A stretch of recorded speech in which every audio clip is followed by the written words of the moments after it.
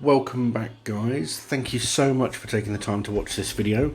This time I have another Presage model for you. Again, the guys at starbuy.com.au have been kind enough to lend this to me for review purposes. If you're in the market for a watch, please go and check these guys out at starbuy.com.au. They have fantastic prices on these watches, and like I say, the service is really good, and absolutely indebted to them for being able to lend these watches to me. So without further ado, guys, let's get into it and have a little bit of a look at this particular watch. For those of you who don't know, Presage is basically the dress model line from Seiko. Traditionally, Presage was a JDM or Japan domestic market only line of watches, and has recently been expanded out to the rest of the world, thankfully for the rest of us. In terms of, I suppose, the lineup and where this sort of category of watch sits, it's below Grand Seiko, but certainly above most of the rest of the line.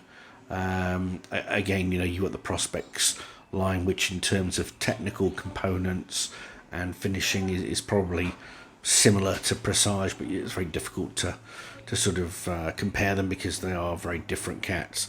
Obviously, these are dress watches, and the Prospects line are a little bit more hard wearing for professional activities such as scuba diving, mountaineering, stuff that you can generally break your neck doing. Anyway, one of the things I really like about these Presage watches, they hark back to the days of the old Omega Seamaster, and by that I mean, the 60s style watches you'd see on Mad Men. They've got a really fantastic look about them, and one of the things that I really love about this watch is that crystal. It is a Hardlex crystal, but as I've said in other videos, the Hardlex crystal seems to give this real warmth to the dial. While we're on the topic of the dial, and for those of you that have seen my reviews on other green dial watches, green dials, I'm just never been really that fussed by them, especially when I look at them, in the press materials. Now, I'll put a link in to show you what they think the watch looks like, but the reason that I'm showing you like this is because this is how the watch actually reacts day to day. It's a green dial, but it doesn't show up as green. It doesn't, in certain lights, of course, but for the majority of the time, it's sort of like this, black, browny, very dark green look. It's certainly not as green as it looks in the press materials. Again, the indices on this watch, absolutely beautiful. They've got that fantastic finishing, and I'll try and get some macro shots. Actually, you know what, I'll do a macro video separately, just to have a look at the finishing on this watch. Now, again, I've seen this watch priced in the mid 400s to 500 range US dollars. I know you can certainly get it cheaper from our pals over at Starbuy for the equivalent Australian dollar value. But like I say, the finishing on this watch for that price point is absolutely impeccable. Again, they're not to everybody's taste. If you aren't a classic watch fan, then maybe Presage models won't really do it for you. But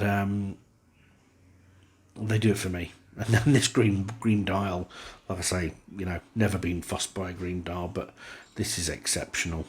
It does have a signed S crown, and it contains the 4R35 movement.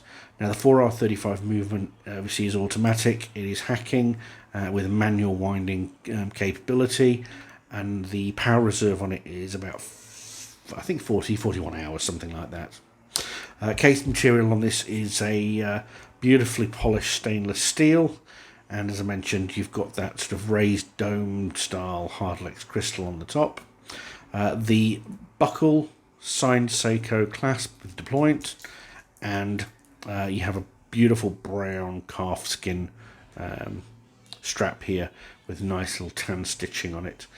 In terms of watch dimensions, diameter, so across to the crown, is 40.5 mils. Top to bottom is 47.5, and the thickness of the watch is 11.8 mils, so not very thick at all. beautiful proportions for the wrist, and hence, you know, makes a fantastic dress watch.